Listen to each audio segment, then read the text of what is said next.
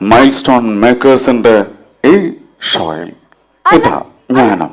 അല്ല സുരേഷേട്ടല്ലേ പറഞ്ഞു? ഞാൻ വിചാരിച്ചു ആദ്യം സുരേഷേട്ടൻ എന്തോ പറഞ്ഞോണ്ടിരിക്കുകയാണ്. ആരത്? അതാരാ ഇത്ര സൗണ്ട്? എനിക്ക് അങ്ങനെ പറയാൻ അറിയത്തില്ല. അങ്ങനെ പറയാൻ അറിയത്തില്ല. എവിടെ? അയ്യോടാ സുരേഷേട്ടാ, ഒന്ന് നമുക്ക് കേറാം. പ്രിയങ്ക ചേച്ചി, താങ്ക് യു സോ മച്ച്. അപ്പൊ ഇനി നമ്മുടെ ഷോയ്ക്ക് ഇവിടെ ഉണ്ടാവണം എന്ന് ഞങ്ങൾ ഒന്ന് റിക്വസ്റ്റ് ആണ്. ചേച്ചി please be on the side. ദേ രണ്ടുപേരോട് ഒന്ന് കേറാൻ പറയാണ്.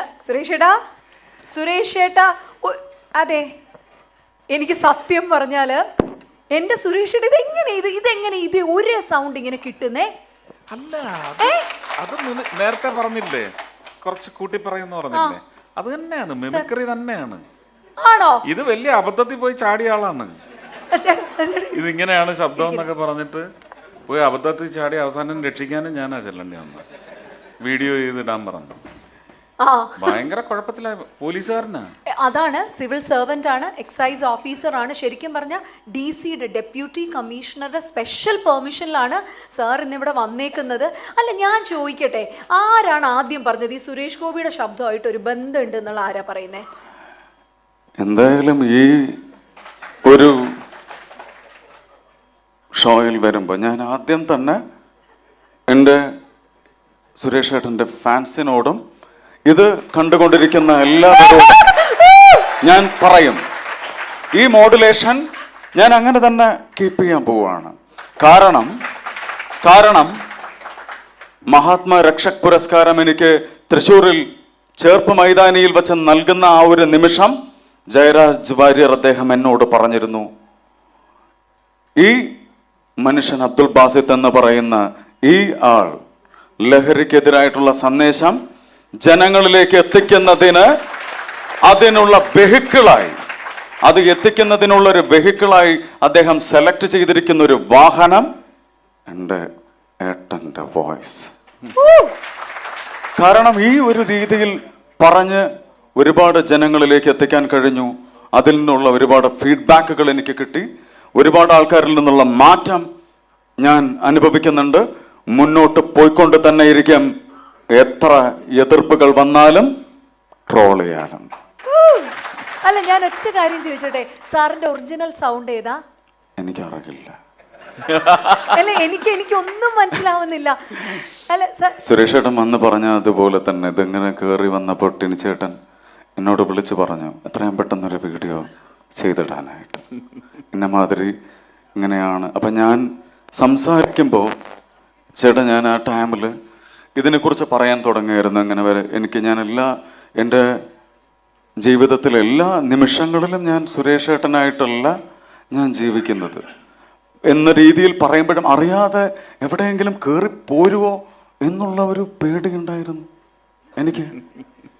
എനിക്ക് ആ പേടിയുണ്ടായിരുന്നു. പക്ഷെ ഇപ്പൊ എനിക്ക് തോന്നുന്നത് ഞാൻ എൻ്റെ ശബ്ദം ഞാൻ മിമിക്രി ചെയ്യേണ്ടി വരും എന്നാണ് എനിക്ക് തോന്നുന്നത്. ഞാൻ ചോദിക്കട്ടെ സാറേ, വേറെ ആരെങ്കിലും സ്റ്റാർസിന്റെ സൗണ്ട് വല്ലതും മിമിക് ചെയ്യാറുണ്ടോ? തീർച്ചയായിട്ടും. ആരുടെയാണ്? സാറുടെ എനിക്ക് ചില കാര്യങ്ങൾ എന്തായാലും സാറ് ഏറ്റവും കൂടുതൽ ടിനിച്ചേട്ടൻ എന്നോട് പറഞ്ഞിട്ടുണ്ടായിരുന്നു, ദീന സിനിമയിൽ സുരേഷ് ഏട്ടൻ ബാസിത്തെ ഏറ്റവും കൂടുതൽ സുരേഷ് ഏട്ടൻ ഇഷ്ടപ്പെടുന്ന ഒരു ഡയലോഗുണ്ട്.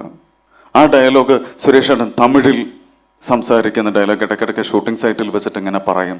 എന്നിട്ട് ടിനിച്ചേട്ടൻ എന്നോട് പറഞ്ഞിരുന്നു, എന്നോട് തമ്പിയ നീ ഗുണ്ടാസട്ടത്തിൽ ഉള്ളപ്പോട്ടിട്ടയാമേ, ഒരു നാളില്ല, ഒരു മണിക്കൂറില്ല, ഒരു നിമിഷം നീ അവനെ ഉള്ളവച്ച് പാറ്. 234 തൊകുതിയില് എന്ത് തൊകുതി പോനാലും വന്ന് വെട്ടുവാൻ ദീന കയ്യത്തം വെട്ടുവാൻ, ആദികേശവൻ കഴുത്ത വെട്ടുവാൻ.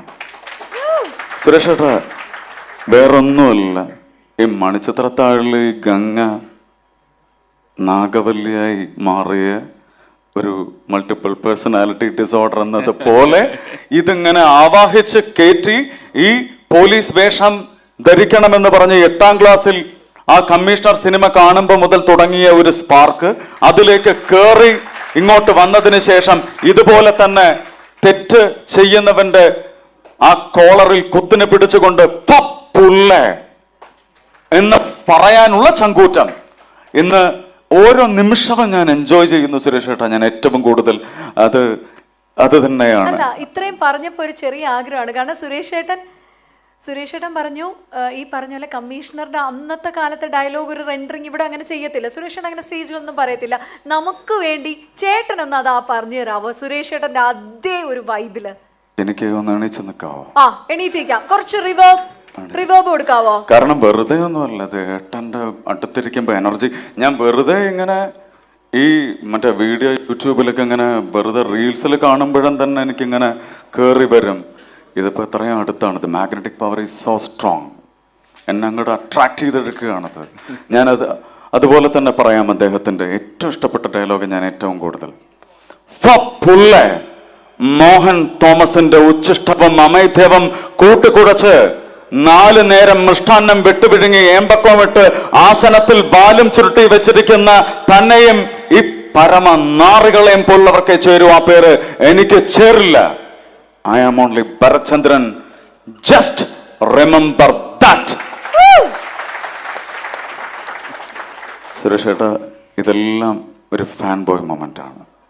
ഇതെല്ലാം അത് പറയുന്നതും ആ ശബ്ദത്തിൽ വേറെ വഴിയില്ല.